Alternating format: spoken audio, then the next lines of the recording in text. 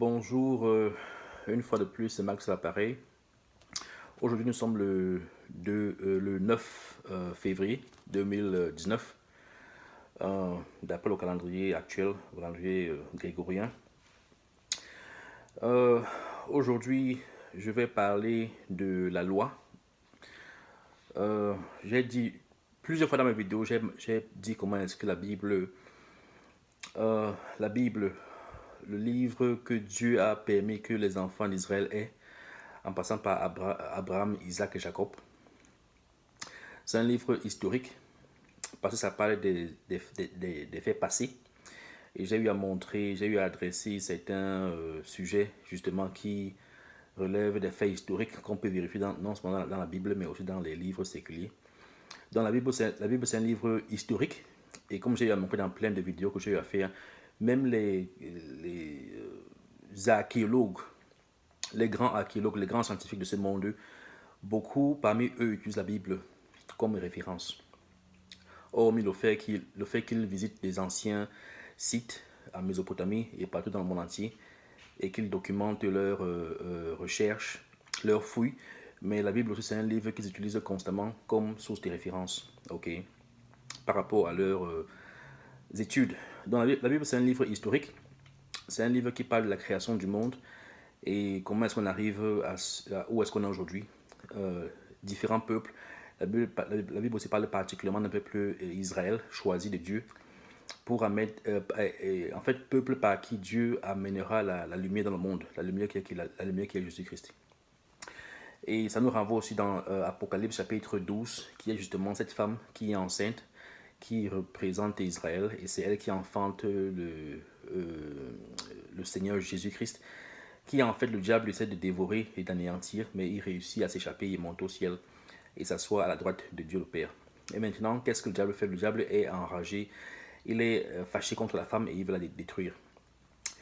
Et donc c'est un peu ça, c'est un livre historique, parce que ça parle justement de l'histoire de ce peuple vis-à-vis de leur Dieu et vis-à-vis des autres peuples autour d'eux. Et non seulement ça aussi, vis-à-vis d'autres dieux qui sont en fait des anges déchus, comme j'ai expliqué dans plusieurs vidéos. Donc c'est un livre historique, c'est un livre historique. C'est aussi un livre prophétique dans la mesure où ça parle des événements à venir. Ok, ça parle des événements à venir. Et c'est un livre prophétique. Et les prophéties dans la Bible, c'est pas seulement dans les livres des prophètes, c'est dans toute la Bible. Dans toute la Bible, tu as l'aspect historique, tu as aussi l'aspect prophétique des choses. Il faut seulement savoir comment distinguer. Donc c'est un livre historique parce que ça parle du passé. C'est un livre prophétique parce que ça parle du futur. Et c'est un livre spirituel. Donc, j'ai eu à toucher l'aspect historique plusieurs fois dans les vidéos passées. J'ai eu à toucher l'aspect prophétique plusieurs fois dans les vidéos passées aussi. J'aimerais aujourd'hui toucher à l'aspect spirituel, commencer à toucher à l'aspect spirituel. Ok, c'est très important. L'histoire est bien dans la mesure où ça nous montre ce qui s'est passé. Et à partir de ça, on peut tirer des leçons. À partir de ça, on s'éduque par rapport au monde. Euh, on peut tirer des leçons par rapport à telle ou telle situation et qu'on sort. Et on n'est pas ignorant quoi, par rapport à la création et au déroulement des, comment dire, des choses dans le monde et qu'on sort. Donc on est instruit par rapport au monde quoi, et son déroulement. Non seulement ça aussi, la Bible c'est un livre prophétique dont j'ai eu à parler des prophéties qui y a à venir. Parce que les prophéties que ces prophètes-ci ont écrites il y a de cela 2000 ans, 3000 ans, 4000 ans, 5000 ans, ok, ces prophéties-là se réalisent. Donc tout ça, c'est pour montrer en fait la puissance de la Bible. Mais c'est bien de connaître ce qui est passé, ça nous aide de leçons. C'est bien de connaître ce qui est à venir, ça nous aide à nous préparer par rapport au futur. Mais le problème, c'est on vit au jour le jour. On vit au jour le jour, on ne sait pas combien de temps on a à vivre. L'espérance de l'homme dans les pays occidentaux, c'est quoi? 70 ans, 65, 70 ans. L'espérance de vie au Cameroun, pour l'homme, c'est quoi? C'est 45 ans, la femme, c'est 50 ans. Donc, on ne sait pas combien de temps on a à vivre.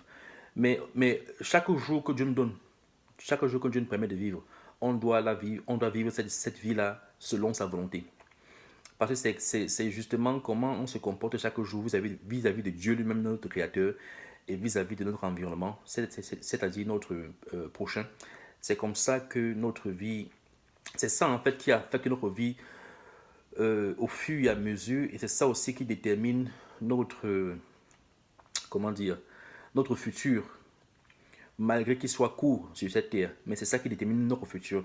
Parce que les actions que nous faisons, en fait, nous affectent non seulement nous, mais aussi notre environnement. Ça affecte les actions que je fais, vont non seulement m'affecter moi, mais aussi vont affecter mes enfants et les enfants de mes enfants. Donc la vie que je mène chaque jour est très importante. Et j'ai intérêt à m'assurer que je respecte, je vis selon la parole de Dieu pour pouvoir bénéficier de ses promesses. Ok. Donc c'est bien de connaître le passé, comme j'ai dit, ça nous sert d'instruction, c'est vrai, ça nous sert de connaissance. C'est bien de connaître, de comprendre le futur, si Dieu le permet, ça permet qu'on se prépare mieux par rapport à ce qui arrive. Mais c'est même encore mieux de connaître la vie spirituelle à vivre chaque jour. Parce que c'est ça, c'est justement là où la bataille est, chaque jour. Ok. Donc je vais lire Deutéronome. Je vais lire Deutéronome du chapitre 4 au chapitre 8. Brièvement, je ne peux pas tout lire, sinon ça va prendre beaucoup d'heures. Je vais lire brièvement comment est-ce que en fait Moïse, Dieu a donné la loi à Moïse et Moïse transmet cette loi-là aux enfants d'Israël. Et Dieu donne la conduite à suivre aux enfants d'Israël pour qu'ils puissent vivre en paix et bénéficier de la promesse d'hériter de la terre de Canaan que Dieu leur a promis et vivre en paix sur cette terre-là. Donc Dieu leur donne des lois et il leur demande de marcher selon ces lois-là pour pouvoir bénéficier des bénédictions qu'il a pour eux. Comme je dis, c'est plus ou moins similaire à ce que les autres dieux faisaient, comme les Inanna à Mésopotamie. Chacun de ces dieux-là avait des terres et elles mariaient des peuples, si on peut dire. Et elles avaient des lois que ces peuples-là devaient observer pour que ces peuples-là puissent être prospères et consorts. Donc Dieu lui-même, quand il prend Israël, c'est la même chose qu'il fait avec Israël. Sauf que Dieu, lui, par contre, lui, c'est le Dieu des dieux, c'est le vrai Dieu. Donc quand les petits dieux-là se sont servis des peuples sur la terre, ils ont pris plusieurs peuples sur la terre, Dieu lui-même, qui est le Dieu des dieux, vient prendre lui-même aussi un peuple particulier. Le but de Dieu, ce n'est pas de prendre un Dieu, le but de Dieu, ce n'est pas de prendre un peuple particulier et laisser les autres peuples avec les autres dieux. Non, le but de Dieu, c'est de prendre Israël et à partir d'Israël, ressortir en fait par Israël, que la connaissance en fait du vrai Dieu soit, et que Israël soit en fait une lumière dans le monde, et que quand cette lumière se manifeste et atteint son apogée, maintenant les gens du monde vont maintenant laisser leur faux Dieu et venir servir le vrai Dieu. Parce qu'à la fin, c'est ça. Le but pour Dieu, c'est quoi? C'est de sauver toute l'humanité. Ok. Mais il passe par Israël. Ok. C'est ce qu'il faut que vous compreniez.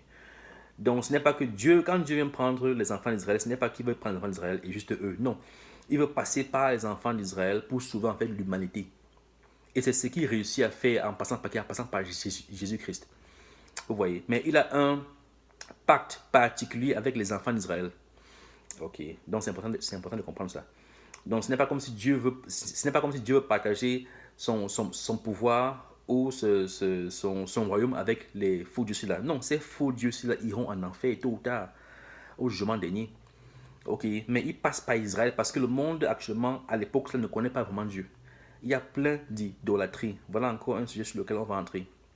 L'idolâtrie. Vous allez certainement vous demander, mais pourquoi est-ce que Max parle tellement d'idolâtrie? C'est très important. C'est très important, l'idolâtrie. C'est très important. C'est justement à cause de cette idolâtrie-là qu'on a tous les maux qu'on a aujourd'hui. Si tu ne comprends pas d'où ça vient, tu ne comprends pas comment ça fonctionne, tu es perdu. Et si tu es perdu, tu ne peux pas te trouver. C'est ça. Donc, sans toutefois tarder, on va entrer dans les lois que Dieu a données à Moïse et comment est-ce que Dieu a parlé avec les enfants d'Israël. Et on va un peu essayer de résumer quoi. Je vais essayer de faire une vidéo un peu courte aujourd'hui. Bon, commençons. Deutéronome chapitre 4. Maintenant, Israël, écoute les lois et les ordonnances que je vous enseigne.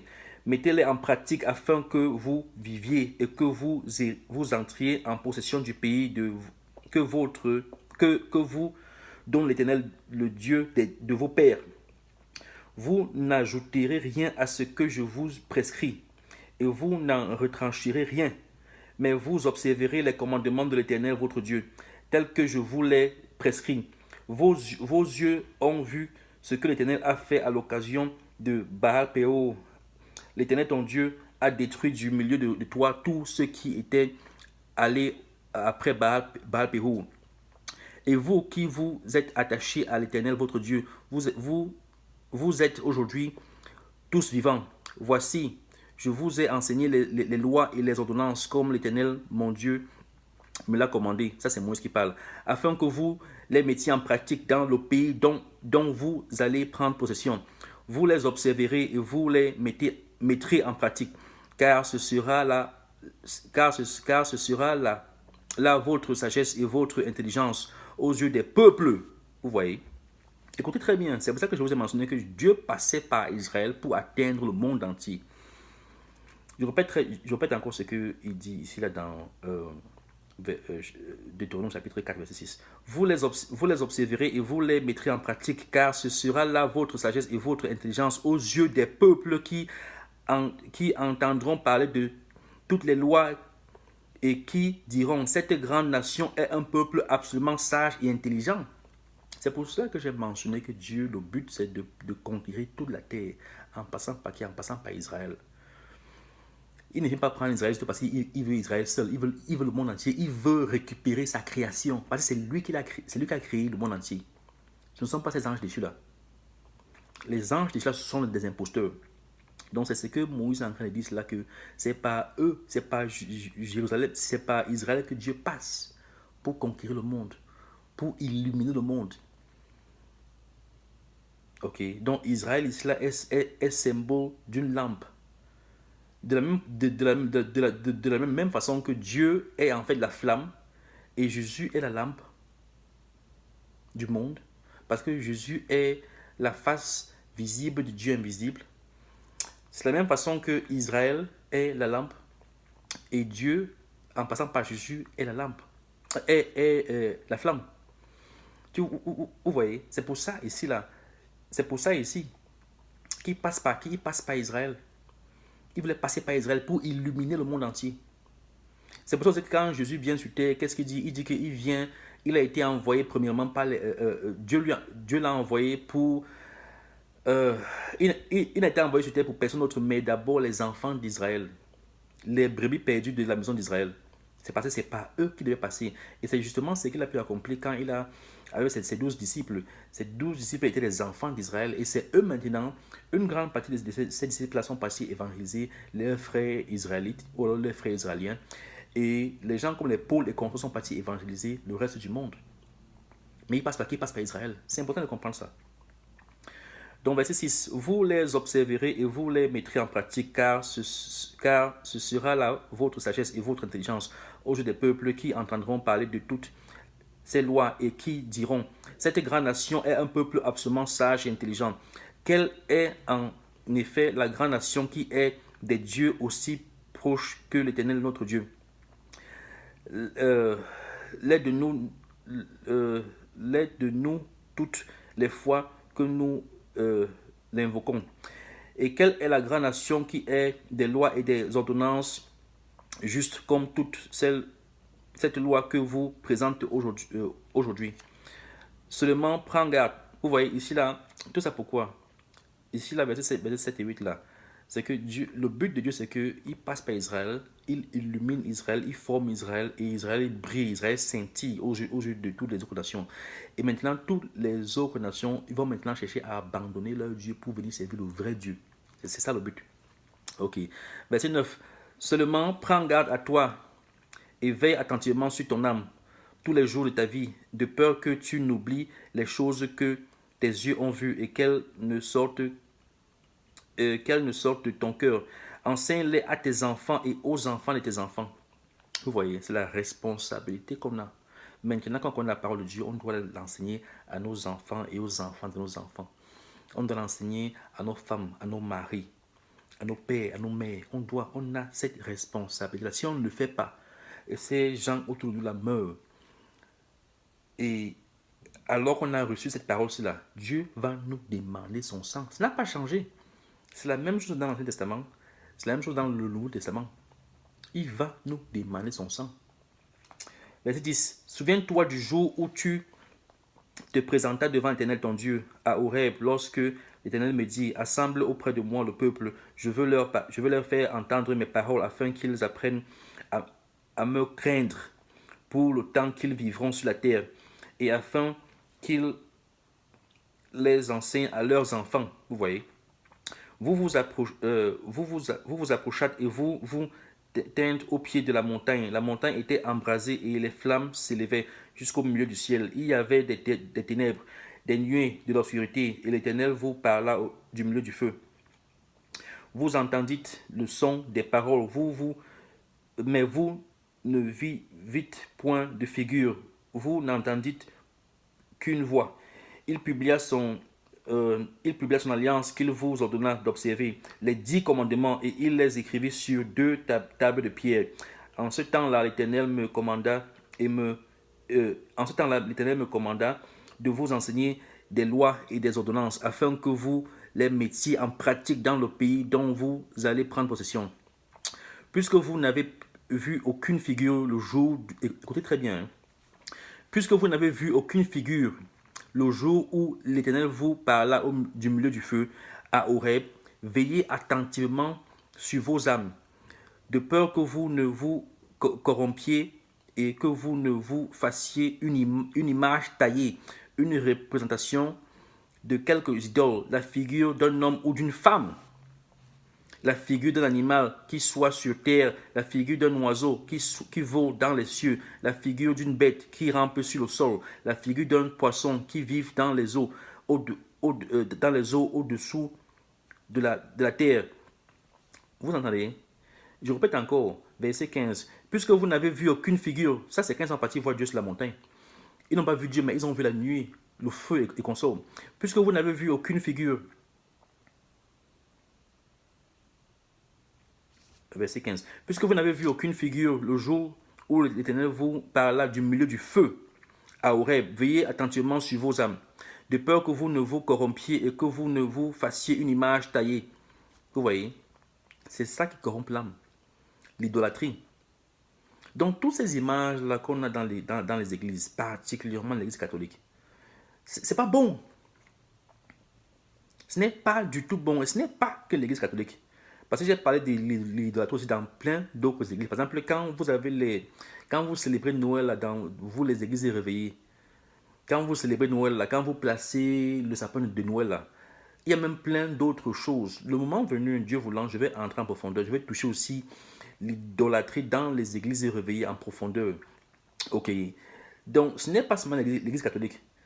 Mais toutes ces représentations qu'on retrouve aujourd'hui dans l'église, là, tous ces fêtes-là, tous ces cultes-là, qui en fait, au fond, sont attribués à Ishtar et Tammuz, mais qu'on attribue aujourd'hui à Marie et Jésus, c'est de l'idolâtrie. C'est purement et simplement de l'idolâtrie.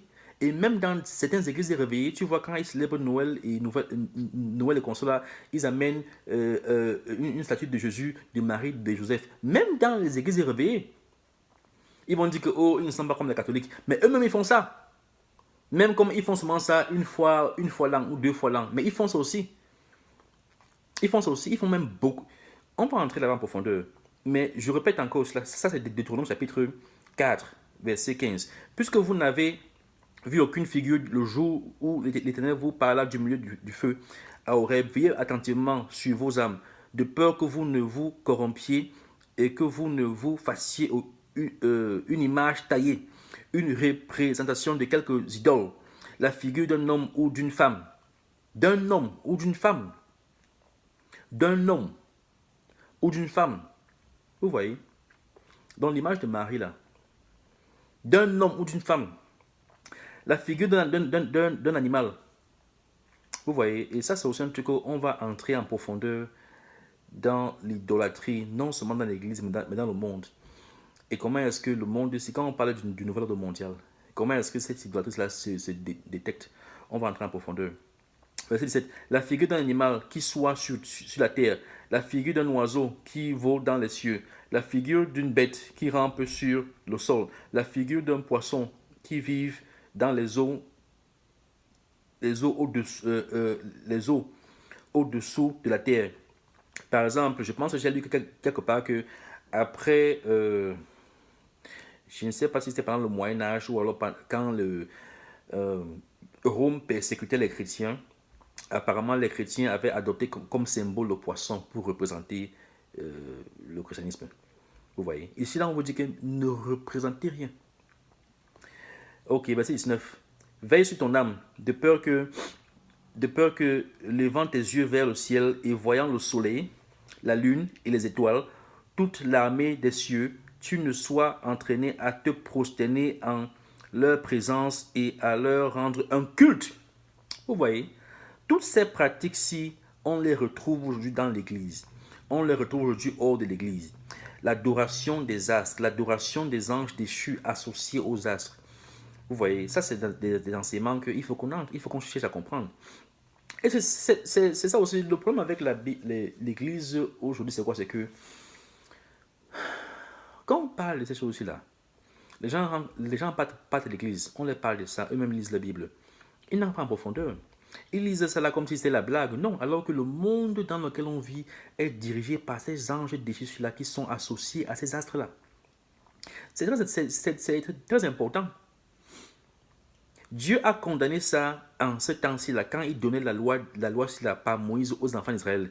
Il condamne ça aussi dans le Nouveau Testament, comme je l'ai fait dans les vidéos précédentes. Il condamne ça. On a lu dans Apocalypse, quand Jésus envoie les lettres par Jean aux 7 églises. On a lu comment il condamne l'idolâtrie. On a lu comment est-ce qu'il va juger Babylone. Pourquoi il juge Babylone? On a lu comment est-ce que quand tu lis les 7 sceaux, les 7 trompettes et les 7 plaies qu'il va frapper le monde avec, il frappe parce que le monde continue dans l'idolâtrie. Donc, les mêmes choses qu'il s'est plaint ici avec les enfants d'Israël sont les mêmes choses qu'il s'est plaint dans le Nouveau Testament, particulièrement dans l'Apocalypse. Et même aussi dans les livres, dans les épîtres. Paul lui-même condamne, comme on a lu des il condamne l'idolâtrie. Donc Dieu n'a jamais aimé l'idolâtrie. Il a montré aux enfants d'Israël comment c'est abominable de faire ces pratiques-là. Et il comptait que les enfants d'Israël allaient éliminer le monde entier pour que le monde entier aussi comprenne ça. Parce que à la fin de la journée, il va nettoyer le monde de toute l'idolâtrie et le monde entier va devoir le servir, lui et lui seul Dieu. C'est ça le but.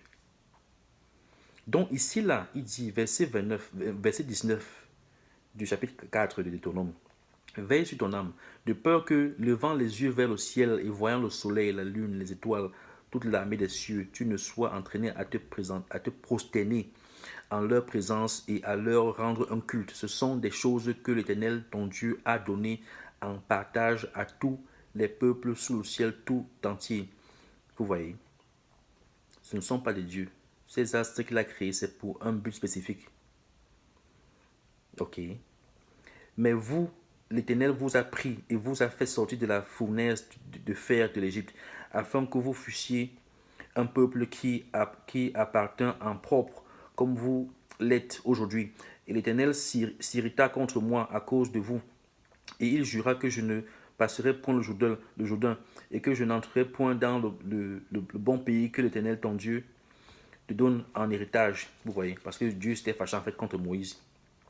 Quand je pense qu'il avait frappé l'eau, et puis il s'est fâché contre les enfants d'Israël, mais il n'a pas en fait donné la gloire à Dieu. Et puis Dieu a dit à Moïse qu'il n'entrerait pas dans la terre promise.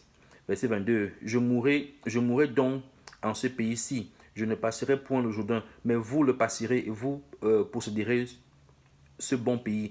Veillez sur vous afin de ne point mettre en oubli l'alliance que l'Éternel votre Dieu a traitée avec vous et de ne point vous faire d'image taillée, de représentation quelconque que l'Éternel ton Dieu t'ait défendu, car l'Éternel ton Dieu est un feu dévorant, un Dieu jaloux. Et il n'a pas changé. Même dans le Nouveau Testament, particulièrement dans le livre de l'Apocalypse, tu vois cette jalousie-là. Et ce n'est pas une jalousie qui est mauvaise, c'est une jalousie où le monde entier lui appartient. Et c'est à lui seul que revient l'honneur, la puissance, la gloire, l'adoration. C'est à lui, parce que c'est lui seul le vrai Dieu. Donc ce n'est pas une jalousie au hasard, malsaine, non. C'est une jalousie qui est justifiée. C'est comme ça. Lorsque tu auras des enfants et des enfants, lorsque tu auras des enfants et des enfants de tes enfants, et que vous serez depuis longtemps dans le pays, si vous vous corrompez, si vous faites des images taillées, des représentations de quoi que ce soit, si vous faites ce qui est mal aux yeux de l'Éternel, votre Dieu, pour l'hériter, j'en prends aujourd'hui à témoin contre vous le ciel et la terre. Vous disparaîtrez par une mort rapide du pays dont vous allez prendre possession au-delà du Jourdain. Vous n'y prolongerez pas vos jours, car vous serez entièrement détruits. L'Éternel vous dispersera parmi les peuples. Écoutez très bien. L'Éternel vous dispersera parmi les peuples et vous ne resterez qu'un petit nombre au milieu des nations où l'Éternel vous amènera. Vous voyez, Moïse le répète encore ça. Et là, vous servirez des dieux ouvrage de main d'homme, du bois et de la pierre. Et c'est ça justement, c'est comme ça qu'on taille ces images-là. On les taille à partir du bois, on les taille à partir des pierres, à partir du marbre, et ceci, cela. On les met dans nos maisons, on les met sur nos murs, on les met partout et on les adore. Et on prie à ces statues-là. C'est de l'abomination. C'est de l'abomination. Ça souille ton âme. Et là, vous servirez des dieux avec X, donc pluriel, ouvrage de main d'homme, du bois et de la pierre, qui ne peuvent ni voir, ni entendre, ni manger, ni sentir. C'est de là aussi que tu chercheras l'Éternel, ton Dieu, et que tu le trouveras, si tu le cherches de tout ton cœur et de toute ton âme. Vous voyez, au sein de ta détresse, toutes ces choses t'arriveront. Alors, dans la suite des temps, tu retourneras à l'Éternel ton Dieu et tu écouteras sa voix, car l'Éternel ton Dieu est un Dieu de miséricorde qui ne t'abandonnera point, alléluia, et ne te détruira point. Il n'oubliera pas l'alliance de tes pères qu'il leur a juré. Vous voyez, c'est pour ça que les malédictions-ci sont particulièrement attribuées au peuple d'Israël. Bien que Dieu frappe le monde, mais particulièrement Israël. Continuons. 32. Interroge les temps anciens qui t'ont précédé depuis le jour où Dieu créa l'homme sur la terre et d'une extrémité du ciel à l'autre. Y eut-il jamais si grand événement et a-t-on jamais, oui, choisi semblable? Fut-il jamais un peuple qui entendit la voix de Dieu parlant du milieu du feu, comme tu l'as entendu, et qui soit demeuré vivant? Fut-il jamais un Dieu qui essayait de venir prendre à lui une nation du milieu d'une nation par des épreuves, des signes, des miracles et des combats à main forte et à bras étendus? Ça, c'est quand ils sont les enfants, ça c'est quand ils sont Israël d'Égypte. Il y avait des prodiges de terreur, comme l'a fait pour vous l'Éternel, votre Dieu, en Égypte et sous vos yeux.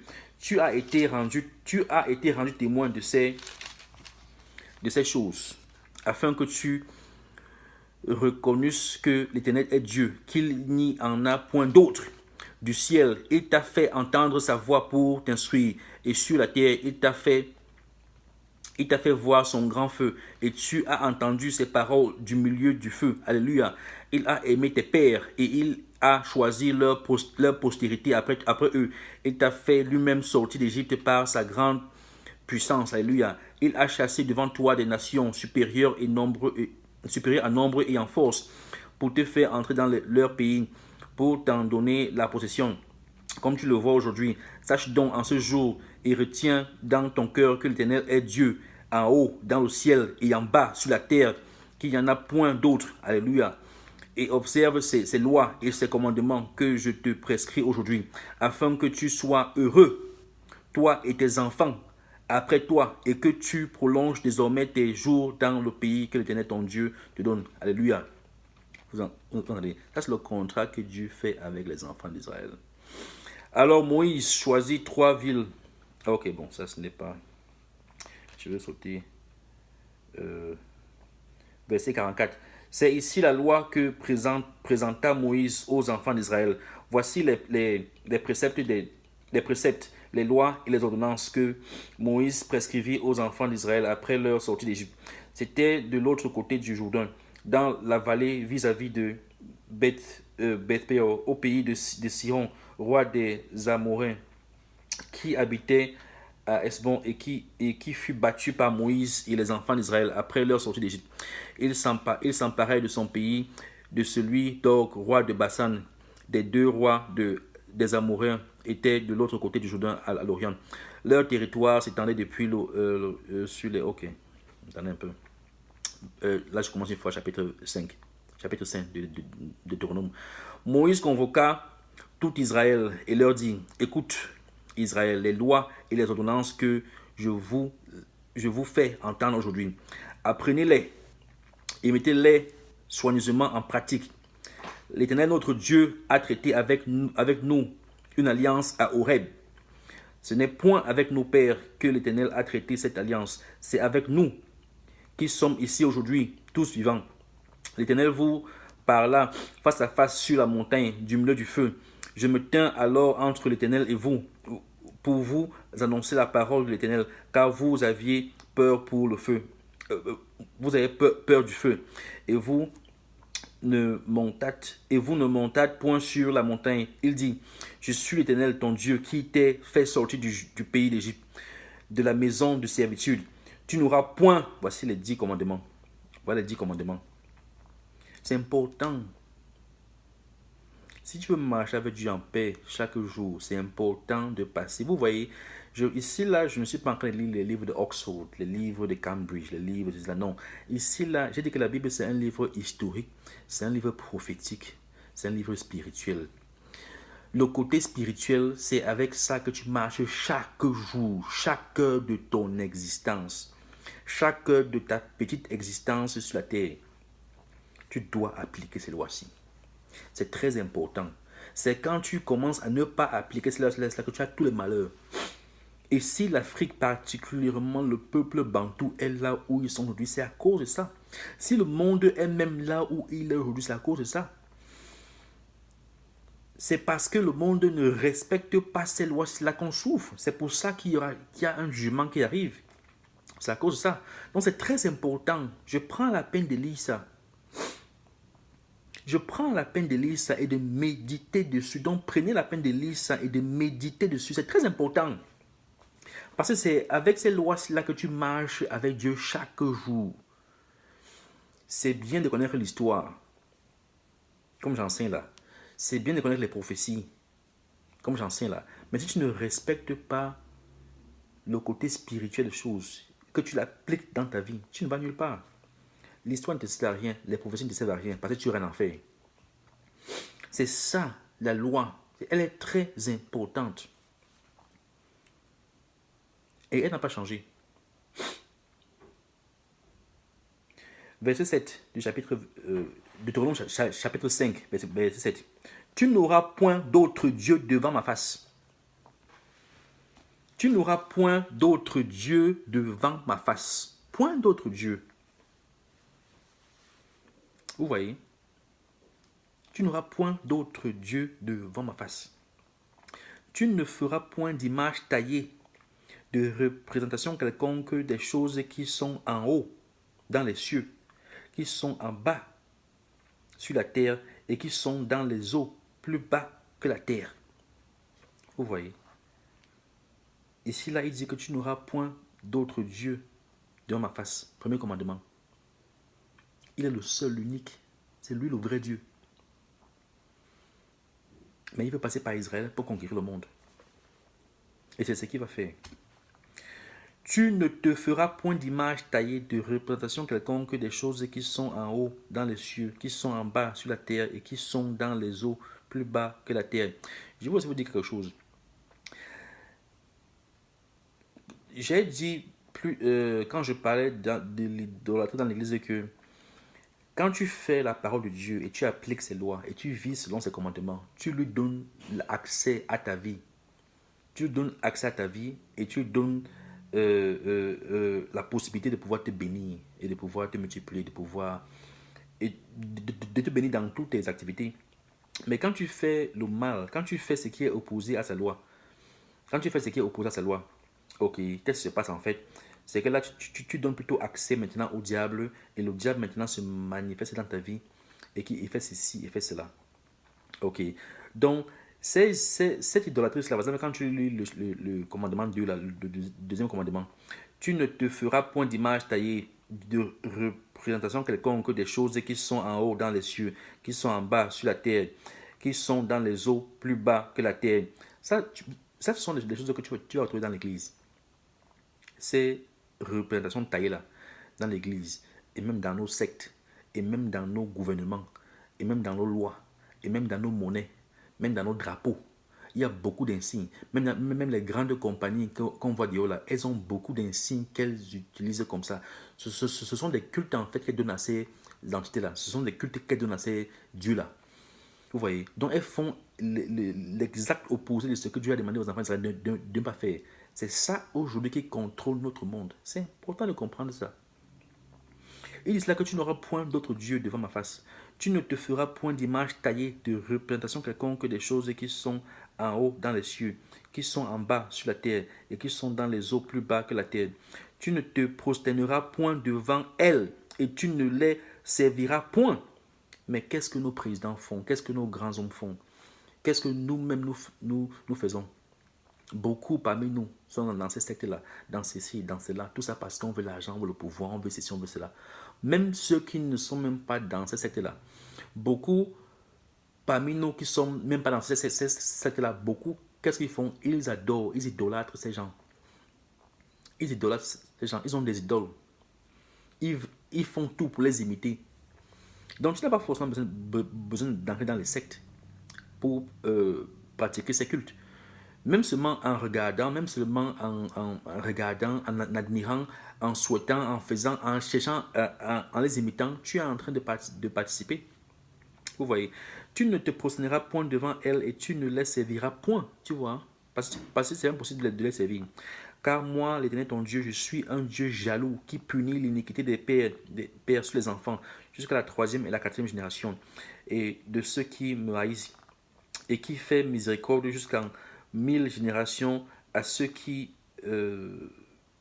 m'aiment et qui gardent mes commandements. Tu ne prendras point le nom de l'Éternel ton Dieu en vain, car l'Éternel ne laissera point impuni celui qui prendra son nom en vain. Vous voyez, donc il faut prendre le nom, il faut révérer le nom de Dieu. Ce n'est pas un nom qu'on parle n'importe comment. Ok. Observez le jour du repos pour le sanctifier comme l'Éternel ton Dieu te l'a ordonné. Le jour du repos, c'est encore appelé le jour du sabbat. C'est samedi. Dieu avait demandé aux enfants d'Israël de respecter le sabbat. C'est le jour de repos et non dimanche. Donc quand la bête qui vient, donc la bête de la fin des temps, qui vient, qui change les temps et la loi, ok, et dans le changement du temps et de la loi, un des commandements qu'elle change, c'est quoi? C'est le jour du sabbat. Elle le change de samedi à dimanche. Vous voyez? C'est un truc que quand on le comprend ou pas, ça change l'énergie cosmique. Parce que quand Dieu choisit samedi, il sait pourquoi il choisit samedi. C'est samedi qu'il a béni, ce n'est pas dimanche. C'est samedi qu'il a béni comme jour de repos, ce n'est pas dimanche. Ok. Donc il sait pourquoi il a choisi samedi. Donc quand cette bête-là vient, elle change les temps et la loi, elle change le calendrier. Elle change le calendrier, elle change les mois, elle change le début et la fin de la saison. Elle change plein de choses. Elle change même aussi le jour même du repos du Seigneur. Donc elle change et elle déclenche une énergie cosmique qui est négative, comme j'ai parlé dans les vidéos précédentes. Donc ici là, Deutéronome chapitre 5, verset 12. Observe le jour du repos pour le sanctifier, comme l'Éternel ton Dieu te l'a ordonné. Ça c'est le sabbat. Ça fait partie des 10 commandements. Il y a des gens qui vont me dire aujourd'hui que ce n'est pas important. Jésus est mort, ressuscité, ce n'est pas important quand tu te reposes. C'est important. Vous allez me dire quoi? Vous allez me dire que les 10 commandements ne sont pas applicables. Ce n'est pas applicable. Donc maintenant, on a plus 10 commandements. On a quoi? On a 9 commandements. Vous pensez que Dieu a changé la loi si? Il n'a pas changé. Tôt ou tard, vous allez comprendre. Continuons. Tu travailleras 6 jours et tu feras tout ton ouvrage. Mais le 7e jour est le jour du repos de l'Éternel, ton Dieu. Tu ne feras aucun ouvrage, ni toi, ni ton fils, ni ta fille, ni ton serviteur, ni ta servante, ni ton bœuf, ni ton âne, ni aucune de tes bêtes, ni l'étranger qui est dans tes portes, afin que ton serviteur et ta servante se reposent comme toi. Tu te souviendras que tu as été esclave au pays d'Égypte et que l'Éternel ton Dieu t'en a fait sortir à main forte et à bras étendu.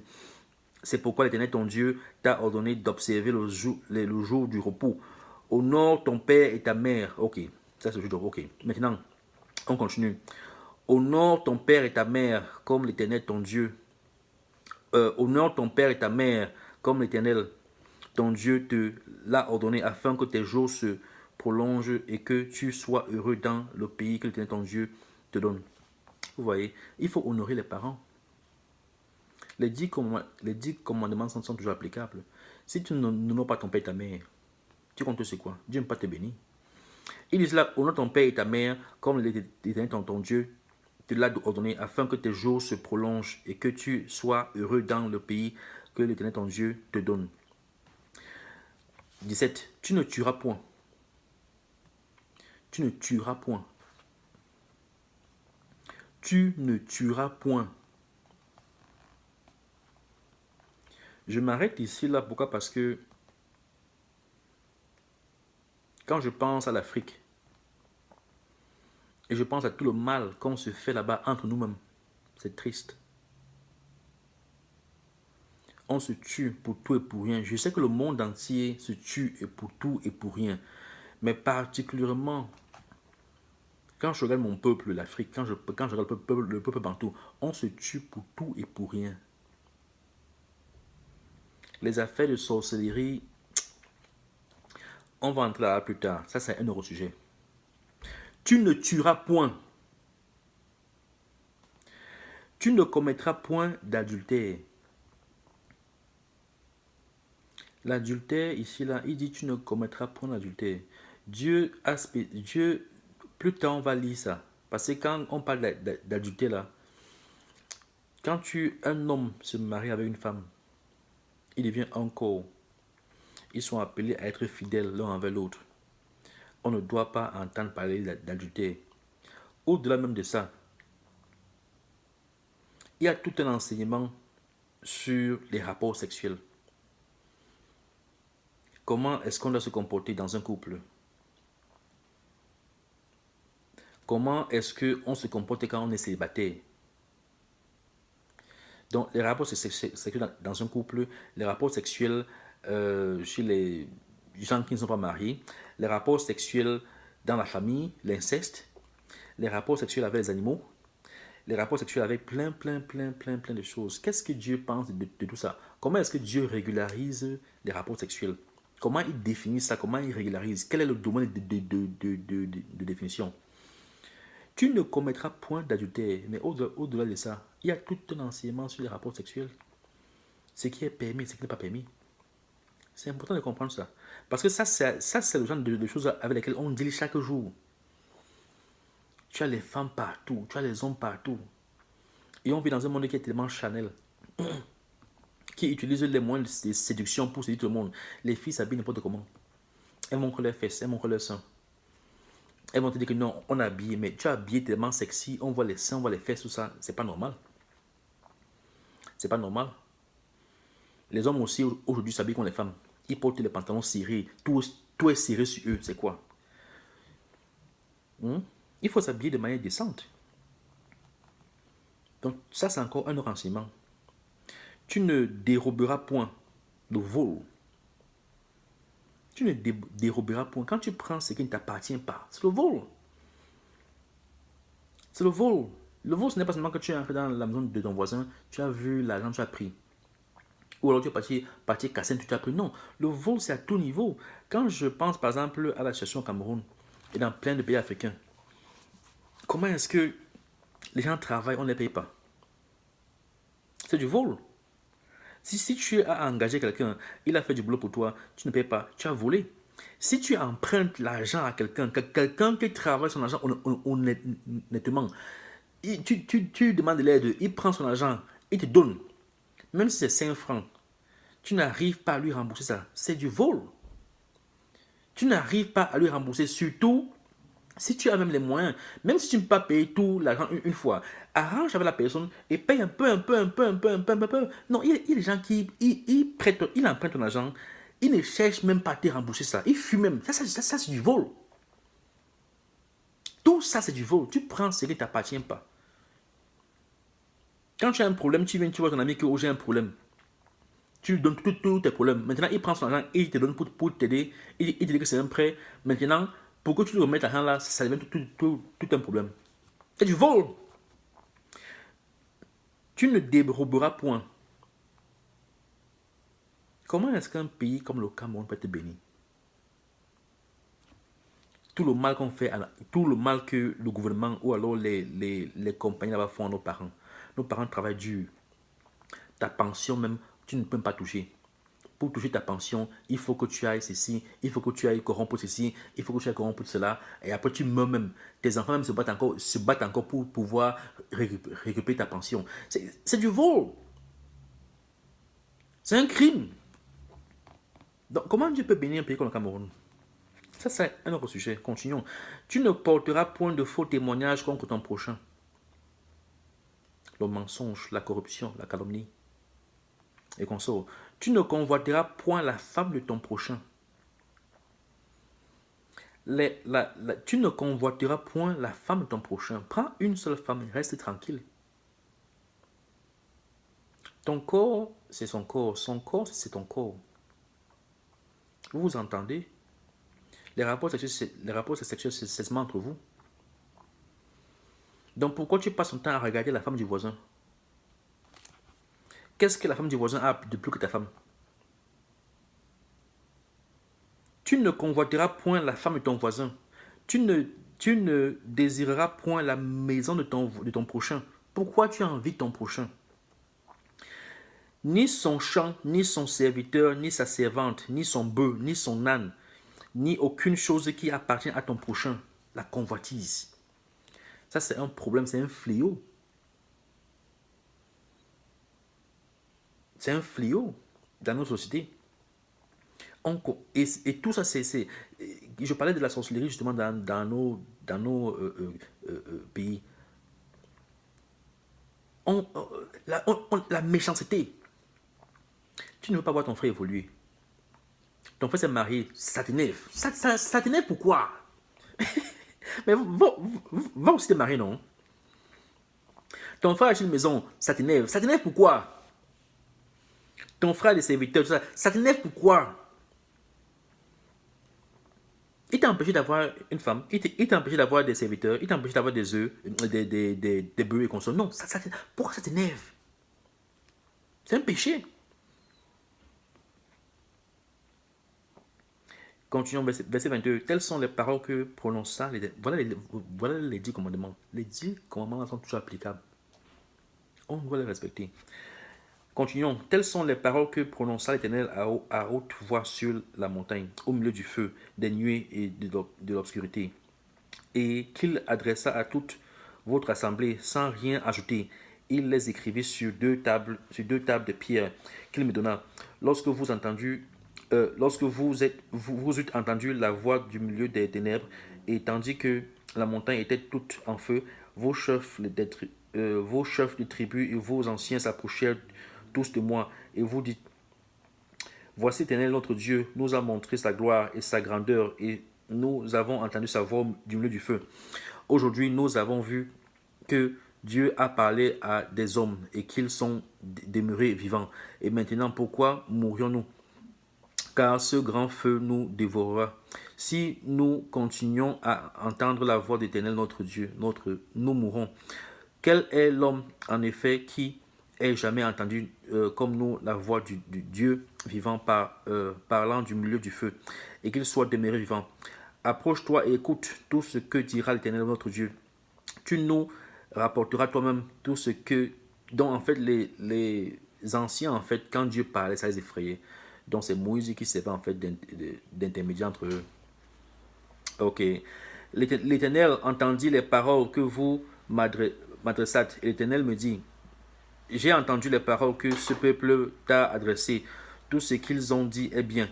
Oh, s'ils avaient toujours ce même cœur pour me craindre et pour observer tous mes commandements, afin qu'ils fussent heureux à jamais, eux et leurs enfants. Vous voyez? Donc Dieu savait que ces enfants-là, ils ne seront pas toujours... ils disent ça comme ça là, mais ils savent que tôt ou tard, ils vont briser ses commandements. Va dire-leur: retournez dans vos tentes, mais toi, reste avec moi, et je te dirai tous les commandements, les lois et les ordonnances que tu leur enseigneras, afin qu'ils les mettent en pratique dans le pays dont je leur donne la possession. Vous ferez avec soin ce que l'Éternel votre Dieu vous a ordonné. Vous ne vous en détournerez ni à droite ni à gauche. Vous suivrez entièrement la voie que l'Éternel votre Dieu vous a prescrite, afin que vous viviez et que vous soyez heureux, afin que vous prolongiez vos jours dans le pays dont vous aurez la possession. Vous voyez, ça c'est la promesse que Dieu a faite aux enfants d'Israël.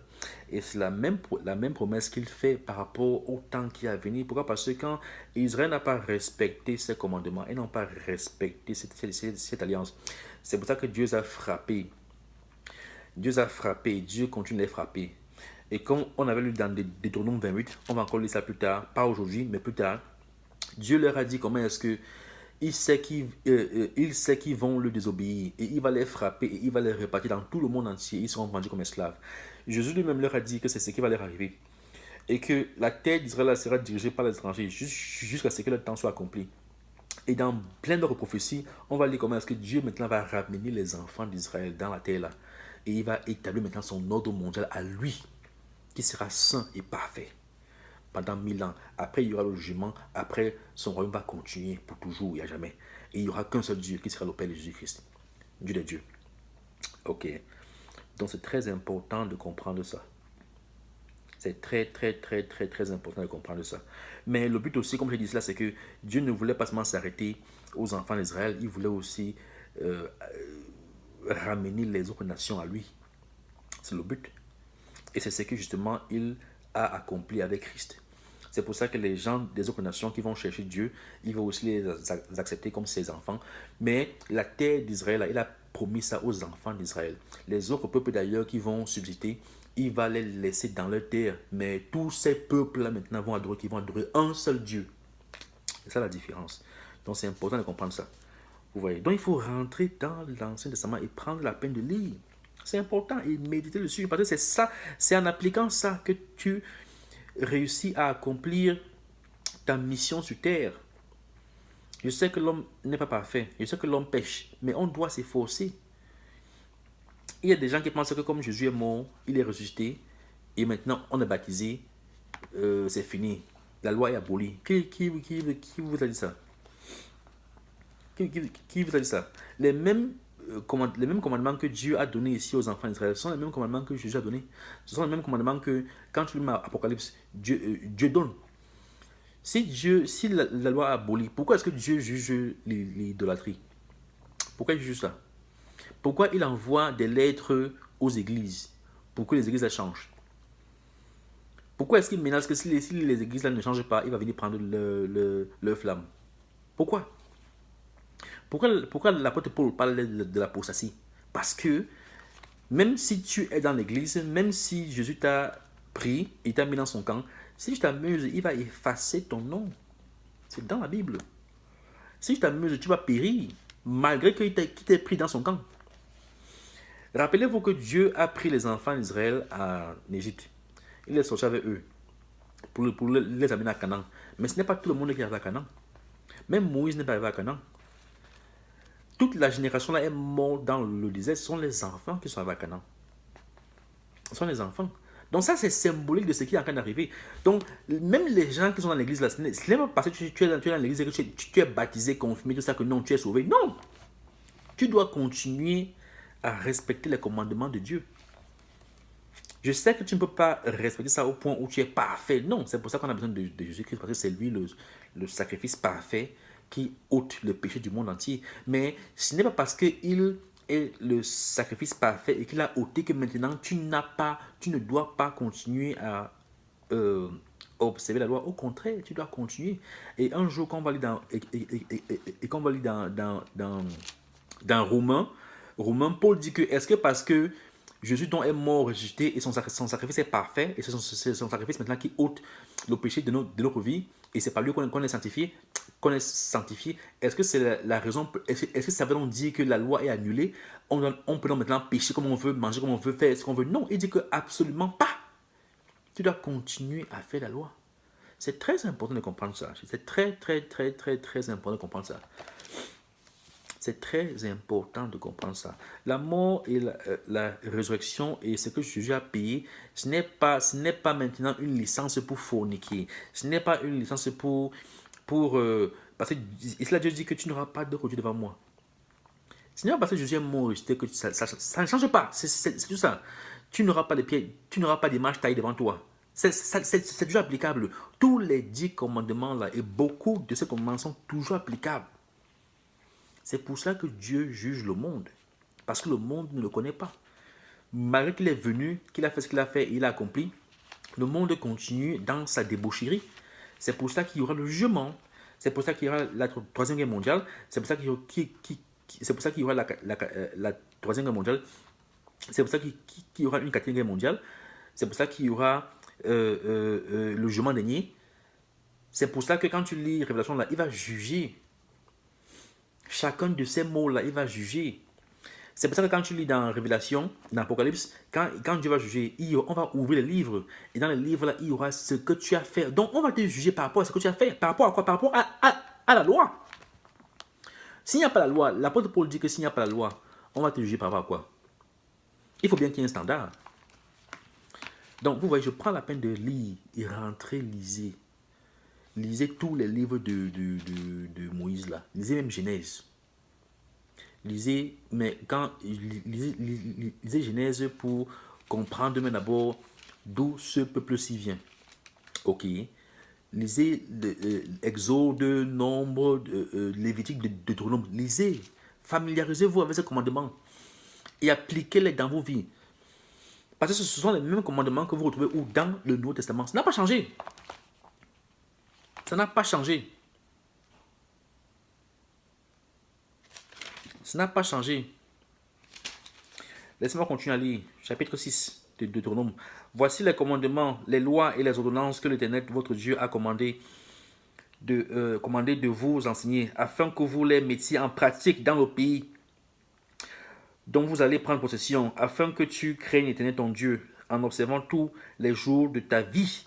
Tous les jours de ta vie, toi, ton fils, et le fils de ton fils, toutes les lois et tous les commandements que je te prescris, et afin que tes jours soient prolongés.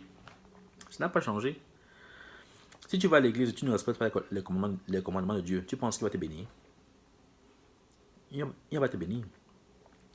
Tu les écouteras donc, Israël, et tu auras soin de les mettre en pratique, afin que tu sois heureux et que vous multipliez beaucoup, comme te l'a dit l'Éternel, le Dieu de tes pères, en te promettant un pays où coule le lait et le miel. Écoute Israël, l'Éternel, notre Dieu, est le seul Éternel. Écoute Israël, l'Éternel, notre Dieu, est le seul éternel. Quand on parle d'Éternel, c'est Dieu. Il est seul, il est unique. Il n'y a pas deux dieux, il n'y a pas trois dieux. Il n'y a pas deux dieux, il n'y a pas trois dieux. Il n'y a pas deux dieux, il n'y a pas trois dieux. Jésus est tout simplement l'image visible de Dieu invisible. Et l'Esprit Saint de Dieu est tout simplement son Esprit Saint, qui est sa force en action. Ok. Tu aimeras l'Éternel ton Dieu de tout ton cœur, de toute ton âme et de toute ta force. Et ces commandements que je te donne aujourd'hui seront dans ton cœur. Tu les inculqueras à tes enfants. Il ne fait que répéter ça. Et tu en parleras quand tu seras dans ta maison, quand tu iras en voyage, quand tu te coucheras et quand tu te lèveras. Tu les liras comme un signe sur tes mains et ils seront comme des frontaux entre tes yeux. Tu les écriras sur les poteaux de ta maison et sur tes portes. Vous voyez, c'est important. L'Éternel ton Dieu te fera entrer dans le pays qu'il a juré à tes pères et à Abraham, à Isaac et à Jacob de te donner. Tu posséderas de grandes et bonnes villes que tu n'as point bâties, des nations qui sont pleines de toutes sortes de biens et que tu n'as point remplies, des citernes creusées que tu n'as point creusées, des vignes et des oliviers que tu n'as point plantés. Lorsque tu mangeras et te rassasiera. Garde-toi d'oublier l'Éternel qui t'a fait sortir du pays d'Égypte, de la maison de servitude. Vous voyez, beaucoup de gens aussi vont à l'église pour chercher à manger, boire. Et quand ils ont ce dont ils voulaient, ce dont ils ont demandé à Dieu, ils oublient Dieu. Ils n'ont pas l'église, ils ne prient plus. Vous voyez, maintenant c'est la nourriture qui devient ton Dieu. Parce que maintenant tu as mis la nourriture, les biens au-dessus de Dieu. Ok. C'est pour ça que Dieu dit, il commence dans ces 10 commandements-là. Dans les 10 commandements-là, il dit que c'est d'abord lui. C'est pour ça que je suis dit dans Matthieu 6 que cherchez d'abord les choses de Dieu. Cherchez d'abord à faire la volonté du Père. Ok. Et Dieu sait que vous avez besoin de manger, de boire, de vous vêtir. Il va vous donner. Mais commencez d'abord par les choses qui sont beaucoup plus importantes. C'est d'abord de le connaître et d'obéir à sa voix. Tu craindras l'Éternel ton Dieu. Tu le serviras et tu jureras par son nom. Vous n'irez point après d'autres dieux, d'entre les dieux des peuples qui sont autour de vous. Vous voyez? Donc Dieu reconnaît qu'il y a des dieux là-bas, mais Dieu va nous expliquer plus tard. Je n'ai pas le temps de faire ça aujourd'hui. Que ce sont en fait des anges déchus. C'est eux qui sont devenus des dieux sur terre. Car l'Éternel ton Dieu est un Dieu jaloux au milieu de toi. La colère de l'Éternel ton Dieu s'enflammerait contre toi et il t'exterminerait de toute la terre. Vous ne tenterez point l'Éternel votre Dieu, comme vous l'avez tenté à Massa. Mais vous observerez les commandements de l'Éternel votre Dieu, ses ordonnances et ses lois qu'il vous a prescrites. Tu feras ce qui est droit et ce qui est bien aux yeux de l'Éternel, afin que tu sois heureux et que tu entres en possession du bon pays que l'Éternel a juré à tes pères de te donner. Après qu'il aura chassé tous les ennemis devant toi, comme l'Éternel l'a dit. Et c'est ça exactement qui va se passer encore, parce que Jésus a dit que cette terre-là sera occupée par les étrangers jusqu'à ce que leur temps soit accompli. Et quand on va les prophéties, Dieu va ramener les enfants d'Israël dans cette terre-là. Donc la même façon qu'il a chassé les enfants d'Israël, la même façon qu'il a chassé les étrangers sur la terre-là, quand il entrait dans Canaan avec Josué, au temps-ci, c'est la même façon que maintenant, ce n'est plus Josué, ce sera maintenant Jésus. Parce que Josué, en fait, et Jésus, c'est le même nom. Josué, Jésus, c'est juste deux prononciations, c'est juste deux... c'est le même nom, mais c'est juste deux prononciations différentes, dépendant de la langue, et ceci et cela. Par exemple, Josué, parfois, on va dire Yeshua, on va dire Yahusha. Vous voyez, donc il y a, par exemple, les musulmans appellent Jésus Issa. C'est le même nom. Donc, Josué celui-là, s'appelle aussi Jésus. Donc, Josué qui prend le bâton de commandement de Moïse ici là et qui entre avec les enfants d'Israël à Canaan là, il s'appelle Jésus. On dit Josué, mais il s'appelle aussi Jésus, c'est le même nom. Donc, ce qui se passe là est symbolique de ce que Jésus va faire avec les vrais enfants d'Israël. Quand il reviendra, il va les ramener dans la terre promise. Vous voyez, donc il y a plein de détails comme ça que Dieu faisait auparavant. C'était prophétique, c'était parallèle à ce qui va se passer plus tard. Ok. Donc c'est... Je vais arrêter où là? Verset 19 de Deutéronome chapitre 6, verset 19. Après qu'il aurait chassé tous les ennemis devant toi, comme l'Éternel l'a dit, lorsque ton fils te demandera un jour que signifient ces préceptes, ces lois et ces ordonnances que l'Éternel notre Dieu nous a prescrits, tu diras à ton fils, nous étions esclaves de Pharaon en Égypte, et l'Éternel nous a fait sortir de l'Égypte par sa main puissante. L'Éternel a opéré sous nos yeux des miracles et des prodiges grands et désastreux contre l'Égypte, contre Pharaon et contre toute sa maison. Et il nous a fait sortir de là pour nous amener dans le pays qu'ils avaient juré à nos... que Dieu avait juré à nos pères de nous donner. L'Éternel nous a commandé de mettre en pratique toutes ces lois et de craindre l'Éternel, notre Dieu, afin que nous puissions toujours heureux et qu'il nous conserva la vie. Comme il le fait aujourd'hui, nous aurons la justice en partage. si nous mettons soigneusement en pratique tous les commandements devant l'Éternel notre Dieu, comme il nous l'a ordonné. Vous voyez, c'est très important. C'est très, très, très, très, très, très, très important. Je pouvais continuer à lire, mais je pense que je veux arrêter bientôt. Je pense que je vais arrêter bientôt.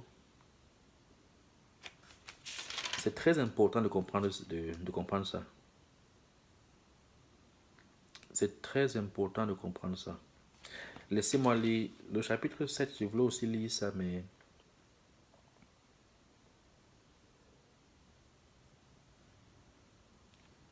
je pense que je vais arrêter.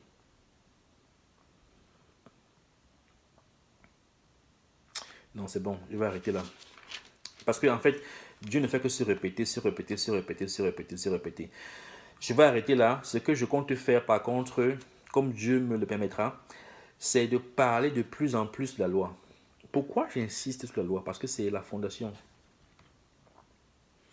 C'est bien de connaître l'histoire, c'est bien de connaître les prophéties, mais si ta vie se bâtit, tu bâtis ton futur maintenant. Ça veut dire quoi? Ça veut dire que toute action que tu fais, quand il dit tu, je parle à toi qui m'écoutes, mais aussi à moi-même. Parce que moi-même, je ne suis pas au-dessus de la loi. On bâtit notre futur maintenant. Tu bâtis ton futur maintenant. Toute action que tu fais, comment tu vis ta vie va déterminer ton futur demain. Même si toi, tu ne bénéficies pas à 100% de tes efforts, tes enfants vont bénéficier. Mais tôt ou tard, toi-même, tu bénéficieras. Parce que tôt ou tard, même si tu meurs, Dieu va te ressusciter plus tard et tu vas bénéficier. Et tu auras vécu dans cette vie quoi? Tu auras vécu dans cette vie 10 ans, 20 ans, 30 ans, 40 ans, 50 ans, 70 ans. C'est rien. Quand tu vas ressusciter là, tu vas vivre éternellement et tu auras une récompense éternelle qui sera 1000 fois, 100 000 fois, éternellement plus que ce que tu as maintenant. Donc le travail que tu fais maintenant n'est pas perdu. C'est ce qu'elle veut que tu comprennes. Et c'est là où la plus grande bataille est. Le diable te combat maintenant. Le diable nous combat depuis, c'est vrai, mais il a commencé par nos parents. Et il continue de combattre nos parents en nous. Il nous combat aussi maintenant. Mais nous, particulièrement maintenant, on vit maintenant. Donc le travail qu'on a fait, c'est maintenant. Et c'est en lisant la loi, en la comprenant, en l'appliquant et en enseignant ça à nos enfants. C'est comme ça qu'on bâtit notre futur. C'est très important. Jésus est venu, il est mort, il est ressuscité. C'est lui qui ôte le péché du monde. C'est vrai. Et maintenant, quand on l'accepte et on prend de son pain et de son vin et on se baptise et on commence à le suivre, c'est comme ça qu'on est sauvé. Mais même dans cette mais malgré tout ça, on doit toujours continuer à obéir à la parole. Parce que si tu crois que parce que tu es baptisé, tu es confirmé, tu es ceci, tu es cela, tu es sauvé, non, ce n'est pas fini. Tu dois continuer à pratiquer, tu dois continuer à appliquer cette loi-ci. Si tel n'était pas le cas, pourquoi Jésus enverrait les lettres de menace aux églises? Pourquoi? Pourquoi il menace d'enlever la lumière dans le monde? Pourquoi? Parce que même si tu es sauvé, on va dire sauvé, parce que sauvé là,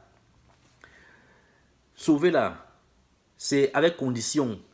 Parce que quand tu as fait du mal, tu as fait une bêtise, ton père, en temps normal, doit te fouetter. Quand tu fais une bêtise, ton père, en temps normal, doit te fouetter. Mais s'il ne te fouette pas, il arrange le problème que tu as créé. Il arrange la bêtise que tu as créée. Il ne te fouette pas. Il te dit, je t'accorde la grâce. Quand il t'accorde la grâce là, il n'est pas en train de dire que va recommencer les mêmes conneries. Non, il dit que je t'accorde la grâce.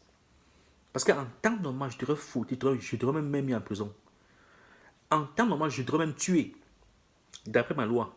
Mais je t'accorde la grâce. Je ne t'accorde pas la grâce là pour que tu rentres dans tes mêmes vomis. Comme un chien qui mange les mêmes vomis. Non, je t'accorde la grâce là pour que tu rentres faire le travail que tu as fait et que tu le fasses très bien. Tu le fasses du mieux que tu peux. Je sais que tu n'es pas parfait. Je sais que tu vas faire des erreurs. Mais bats-toi, fais l'effort. Prie, cherche-moi jour et nuit. que je continue à avoir la grâce là vis-à-vis de toi. Mais si tu prends ma grâce comme la blague, je vais te frapper très mal. C'est ce qu'il dit. Donc, la loi n'est pas abolie. Ce n'est pas aboli. Il faut comprendre la loi. Il y a loi et loi. Il y a des lois qui étaient particulières au temple. Il y a des lois qui étaient particulières au temple. Aujourd'hui, il n'y a pas de temple, donc on ne peut pas appliquer ces lois-là. C'est vrai. Mais même ces lois-là, il faut savoir c'est quelle loi et c'est quelle loi. Parce que par exemple, je ne prends encore un exemple. Il y a une loi particulière, par exemple, le sacrifice que Jésus-Christ a accompli. Quand il meurt, il ressuscite là. C'est un sacrifice qui avait trait au temple. Vous voyez, mais il n'y a plus de temple aujourd'hui, mais c'est un sacrifice c'est une pratique qu'on continue d'observer. Quand on partage le pain et le vin là, c'est un truc qu'on faisait au temple. Vous voyez, mais aujourd'hui, il n'y a plus de temple, mais on continue de faire ça.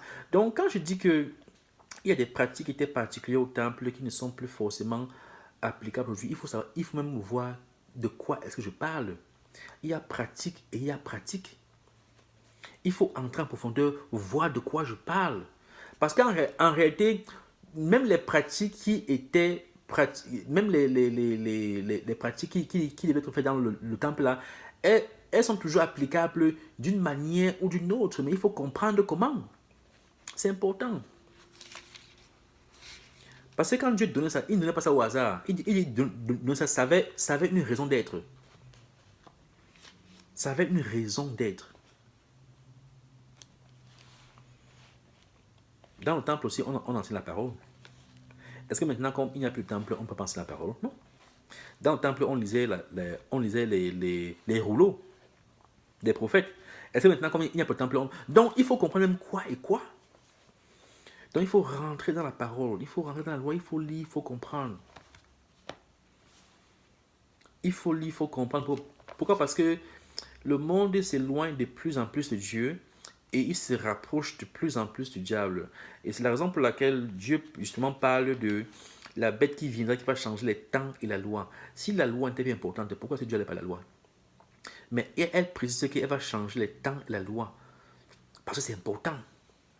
Et quand tu lis les épîtres des apôtres de Jésus-Christ, quand tu lis l'Apocalypse, tu vois que Dieu continue de se fâcher contre l'idolâtrie, contre ceci, contre cela, contre l'adultère. Les mêmes trucs qu'il a dit ici là dans Deutéronome que je viens de lire. Donc, c'est ce que je veux qu'aujourd'hui, je veux te faire une introduction sur la loi. Je veux continuer à enseigner au fur et à mesure. Là, j'ai juste voulu lire la loi, lire, quand je lis même la loi, j'ai juste voulu lire quelques chapitres et j'ai juste voulu élaborer de la sorte. Mais maintenant, avec la grâce de Dieu, on pourra entrer maintenant dans les différents aspects de la loi.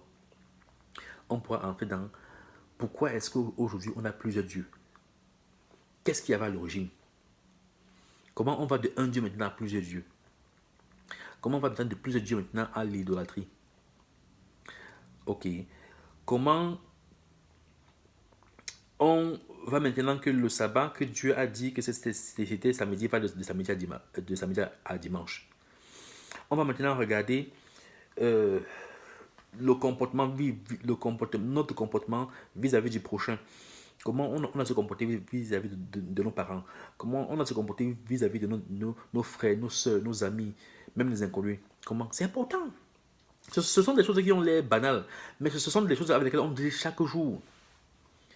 Si tu traites mal les gens, c'est pas bon.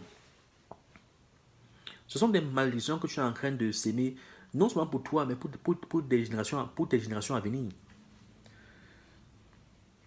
C'est bien de connaître l'histoire, de connaître les prophéties, mais si tu vis mal ta vie maintenant, c'est pas bon. Les 10 commandements là, on les banal. Ça, on dit, oh, on connaît. Je ne dis pas que je vous enseigne les 10 commandements. Mais il y a compréhension et compréhension. Parce que quand, par exemple, ici, là, on parle des images taillées, ça a l'air banal. Les gens voient seulement la statue de Marie, la statue de Jésus. L'idolâtrie a tellement de formes. Vous voyez, je vous ai parlé de Noël. Vous qui êtes dans les églises réveillées, je vous ai parlé de Noël. Je vous ai parlé comment est-ce qu'en célébrant ça, c'est une forme d'idolâtrie. Quand vous faites vos Noël là, même dans les églises réveillées là, vous avez les statues, non. Vous avez Jésus là, Jésus sur un petit truc avec Joseph et Marie. On voit ceci dans les églises réveillées, même en Afrique. Dans vos églises réveillées là, vous avez le sapin de Noël, non. Alors, donc quand on parle d'idolâtrie, vous voyez seulement la statue de Marie, la statue de Jésus. Ça a tellement de formes. Et non seulement ça, mais aussi, il y a d'autres objets d'idolâtrie qui sont dans les églises qu'on ne connaît pas. Il y a beaucoup, beaucoup, beaucoup. C'est pour cela que Dieu parle. Il parle du soleil, de la lune, les étoiles, les astres. Il parle des animaux sur la terre, des animaux dans les cieux, sur la terre, des animaux marins. Il parle des images d'hommes et de femmes. Il parle de ça parce que c'est exactement ce qui se passe. Consciemment ou inconsciemment, tu adores quelqu'un. Quand vous regardez vos monnaies là, par exemple le dollar américain là, on écrit dessus In God we trust. C'est quel Dieu que les Américains trustent là? C'est quel Dieu? C'est quel Dieu? Le Dieu là avec la pyramide et l'œil. C'est quel Dieu? C'est quel Dieu? Il y a des gens qui adorent l'argent. Ils sont prêts à tuer, ils tuent pour l'argent. C'est quel Dieu? Il y a plein de choses qu'on fait, plein de choses qu'on fait. On ne comprend pas. C'est quel Dieu? Quand tu fais la fornication là, tu rends un culte à Ishtar. Tu rends un culte à Ishtar. Ce sont ces gens-là qui ont appris tout ça à l'homme. C'est autant de choses. Donc je vais arrêter là maintenant. Et au fur et à mesure, on va enseigner par rapport, comme j'ai dit, comment on va de un Dieu à plusieurs dieux. Comment on va de un Dieu à plusieurs dieux et les cultes qu'on attribue à chacun de ces dieux-là. Ok. Comment on va du changement du sabbat de samedi à dimanche. Notre relation vis-à-vis du prochain. Ok. Parce que c'est ça en fait les deux plus grands commandements. C'est d'abord Dieu. Tu dois avoir un seul Dieu et tu dois l'aimer tout ton corps, toute ton âme, toute ta force. Et le commandement, c'est que tu dois aimer ton prochain comme toi-même. C'est important. Et c'est dessus que toute la loi là est écrite. Mais maintenant, il faut rentrer dans la loi pour voir qu'est-ce que Dieu dit par rapport à tout ça. C'est important. Donc, je vais arrêter là.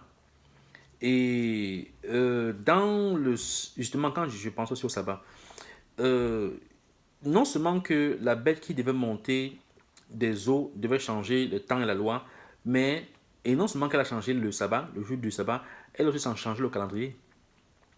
Elle a changé le calendrier. Donc, ce qui fait que si le calendrier qu'on utilise est faux, ça veut dire que même les dates qu'on choisit pour célébrer telle ou telle fête sont fausses. Vous voyez. Donc, il faudra aussi qu'on rentre dans le calendrier. Il faudra qu'on rentre dans le calendrier, donc on apprenne à lire le calendrier comme Dieu a enseigné aux enfants d'Israël. C'est important. C'est important. Ce sont des choses qui ont l'air banales. On va dire, ah, c'est important, mais c'est justement parce que vous pensez que ce n'est pas important. C'est pour ça que vous ne comprenez pas les temps. Dieu dit que la bête va changer les temps et la loi.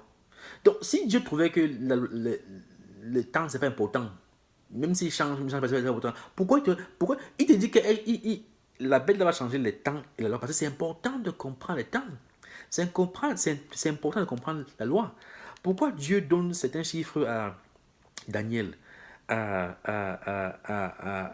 Ézéchiel ou alors à Jean dans l'Apocalypse? Pourquoi? Parce que ce sont des chiffres qui ont une signification. Et il sait que tôt ou tard, il y a des gens qui viendront plus tard qui vont comprendre ça.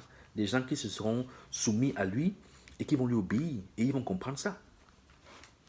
Ils vont comprendre. Donc quand je parle du calendrier, là, certains m'ont dit que c'est pas important. Non, c'est important. C'est important. Pourquoi Dieu a choisi le 7e jour? Pourquoi Dieu, quand on va entrer dans les fêtes là, voilà encore un truc, quand on va entrer dans les fêtes, parce que l'année commence justement bientôt, mars là, à mars là, l'année commence. Et à partir de mars là, on va commencer à compter par rapport à la Pâque, à ceci, à cela. Donc on va commencer à compter par rapport à ces fêtes là. Pourquoi Dieu a placé ces fêtes là où il plaçait ces fêtes? Le premier mois, le 4e mois, le 7e mois. Pourquoi? Pourquoi il choisissait les jours qu'il choisissait? Pourquoi? Pourquoi pas d'autres jours? C'est important. C'est important. Donc, je vais arrêter là. Je voulais juste faire une introduction sur la loi et ressortir justement l'aspect spirituel de la parole. Comme je dis, c'est bien de comprendre l'Ancien Testament. C'est bien de comprendre l'histoire, c'est bien de comprendre le futur, mais la bataille, c'est quand c'est maintenant. Ça veut dire quoi? C'est comment tu vis ta vie maintenant qui compte. Et non seulement qu'il faut appliquer, il faut lire la loi, il faut la comprendre, il faut l'appliquer, il faut l'enseigner même à ta famille, tes enfants, ta femme, ton mari, tes parents. On a cette responsabilité-là. Non seulement ça aussi, il faut être aussi en contact avec l'Esprit Saint. Il faut qu'il te guide, il faut qu'il te parle jour comme nuit. Il faut travailler les fruits de l'Esprit, l'amour, la patience, la tolérance. Voilà plein d'autres choses sur lesquelles on doit entrer. Un des fléaux qui frappe l'Afrique, particulièrement le peuple bantou, c'est la méchanceté, la sorcellerie, la jalousie. Tout ça c'est quoi? Ça rentre dans les commandements. Ça rentre dans les 10 commandements. Ça rentre là-bas. L'envie, le vol, la calomnie, l'idolâtrie. Ça rentre là-bas. C'est pour ça qu'on souffre comme ça. Et comme nous, nos pères ont signé, comme Dieu a signé un pacte avec nos pères, et dans nos pères, c'est pour ça qu'on souffre plus. Donc, si ces lois n'étaient plus applicables, donc pourquoi on souffre alors? Pourquoi on continue d'époper des mêmes malditions qu'il a dit qu'on devait... Donc, donc, on doit rentrer. On doit rentrer. Je sais que beaucoup iront en enfer. Mais si toi, déjà, tu peux être sauvé, si tu peux aider ton frère, ta soeur, ton père, ta mère, tes frères, tes soeurs, et être sauvé, c'est beaucoup. Tu laves tes mains. Tu fais ton travail. Parce que très peu vont justement hériter du royaume à venir. Très peu. Très peu. Donc l'aspect spirituel des choses, qui est tout simplement la connaissance de Dieu et de sa loi, et l'application de ces lois-là dans nos vies est très importante. Si on rate ça, c'est fini. Donc je vais arrêter là. Je suis rentré, je sais que ça fait quelques semaines que je n'ai pas enseigné. Mais Dieu me guide. Il me guide et vraiment je le remercie pour tout ce qu'il a fait pour moi. Tout ce qu'il fait, tout ce qu'il fera. Je sais que ça va aller. Sa parole est vaste. Sa parole est vaste. On va continuer comme ça. Donc, prenez la peine de lire. J'ai juste lu quelques chapitres dans de Deutéronome, mais il faut tout lire. Il faut tout lire. Il faut lire Genèse, il faut lire de Genèse, il faut lire Apocalypse, il faut tout lire. Il y a des choses que je vous dis maintenant, vous ne comprenez pas forcément, mais c'est parce que j'ai lu. C'est parce que j'ai lu. Et non seulement j'ai lu, Dieu m'a illuminé, il m'a guidé. C'est lui qui me guide. Je peux planifier d'enseigner un truc demain, et après je peux planifier d'enseigner un truc la semaine prochaine, et après il me demande d'enseigner autre chose. C'est important de le suivre, de l'écouter, connaître sa parole, le craindre, appliquer la parole, enseigner ça. Nous, on doit appliquer ça. Avant même d'enseigner, il faut appliquer. Il faut appliquer, il faut s'efforcer. Si tu as fait du mal à ton prochain, demande pardon. Même si c'est ton petit frère. Si tu es grand frère, tu fais du mal à ton petit frère, demande-lui pardon. Même si c'est à genoux, demande-lui pardon. Demande-lui pardon. Si tu as fait du mal à ta femme, demande-lui pardon. Si tu as fait du mal à ton mari, demande-lui pardon. Et changeons nos vies. Parce que si on ne le fait pas, même si on est chrétien là, même si on prend la communion là, ça va pas nous sauver. Il faut qu'on change nos vies. Il faut qu'on change nos vies, c'est très important. L'aspect spirituel est très important. C'est pour ça que l'apôtre Paul dit dans 1 Corinthiens 13 que si tu parles le langage des anges, tu connais les prophéties, tu connais ceci, tu connais cela, si tu n'as pas l'amour dans ton cœur, tu n'as rien. Si tu n'as pas l'amour dans ton cœur, tu n'as rien. Donc, c'est bien beau de connaître les prophéties, connaître l'histoire, connaître les histoires, tout ça. Là. Si tu n'as pas l'amour dans ton cœur, là, tu n'as rien. Donc, moi qui vous parle, là, j'ai intérêt à développer l'amour. J'ai intérêt à pratiquer, j'ai intérêt à développer les fruits de l'esprit. J'ai intérêt à prier pour ça. J'ai intérêt à vivre en harmonie avec ma femme. J'ai intérêt à vivre en harmonie avec mes futurs enfants. J'ai intérêt à vivre en harmonie avec mes parents, mes frères, mes soeurs, mes amis. J'ai intérêt. J'ai intérêt à obéir aux lois de Dieu. J'ai intérêt. J'ai intérêt à manifester l'amour dans ma vie. J'ai intérêt à prier jour et nuit. J'ai intérêt à écouter la voix de Dieu. Si je ne le fais pas, je compte sur quoi? Ça, c'est l'aspect spirituel. Je ne sais pas combien de temps j'ai à vivre, comme je dis chaque jour. Dans le peu de temps que Dieu me donne, j'ai intérêt à vivre ma vie comme il veut que je vive ça. J'ai intérêt. Et je vous invite aussi, mes frères, mes soeurs, qu'on s'y mette. Parce que si on ne le fait pas, et ce n'est pas seulement la bouche, parce que parfois on parle, il faut faire, il faut s'efforcer de faire. Tu as fait une erreur, demande pardon, change. Il faut. Parce qu'à la fin, on meurt là. Quand on va ressusciter, c'est ça pour le jugement. C'est ça pour le jugement. Dieu est miséricorde, il est bon, mais il est aussi très dangereux. Il est très dangereux. Très peu iront au paradis, si on peut dire ça comme ça, très peu. Pourquoi? Parce qu'il va brûler la majorité. Il va brûler la majorité. Il ne blague pas. Il ne blague pas. Il est bon, il est miséricorde. Il a envoyé son fils pour mourir pour nous, pour nos péchés, c'est vrai. Mais on a intérêt à se tenir à carreau. Parce que les lettres qu'il a envoyées aux sept églises-là, cette lettre-là nous sont attribuées jusqu'à présent. Donc en lisant ça, on doit voir ce qu'il demandait aux églises de faire. Et on doit s'assurer qu'on vit selon sa loi. Parce que si on ne le fait pas, il va retirer la lumière. Et c'est ce qui va se passer. Et quand il va retirer, ceux qui ne seront pas déjà ancrés en lui vont encore plus sombrer dans l'obscurité. Mais ils ne sauront pas que c'est l'obscurité. Pour eux, ce sera la lumière, mais ce sera une fausse lumière. Et c'est comme ça que Dieu va maintenant bien distinguer. Dieu maintenant va maintenant distinguer ceux qui l'aiment vraiment et ceux qui ne l'aiment pas alors. Et très peu vraiment vont l'aimer. Et très peu vont encore sauver. Le reste, c'est l'enfer. Donc pourquoi on doit blaguer? Pourquoi? Donc c'est bien beau de connaître l'histoire, c'est bien de connaître les prophéties, mais on vit maintenant. Donc que chacun de nous, regardons autour de nous. Lisons la parole aussi là. Qu'est-ce qu'elle nous demande de faire? Comment elle nous demande de vivre? Cherchons à appliquer cette loi-ci. Enseignons-la à nos enfants. C'est notre responsabilité. N'attends pas quand tu vas à l'église pour enseigner. Non. Toi-même, il y a assieds-toi chez toi, lis. C'est notre responsabilité. Si on ne le fait pas, qui va le faire? Qui va le faire? Même le pasteur qui vous enseigne a des problèmes.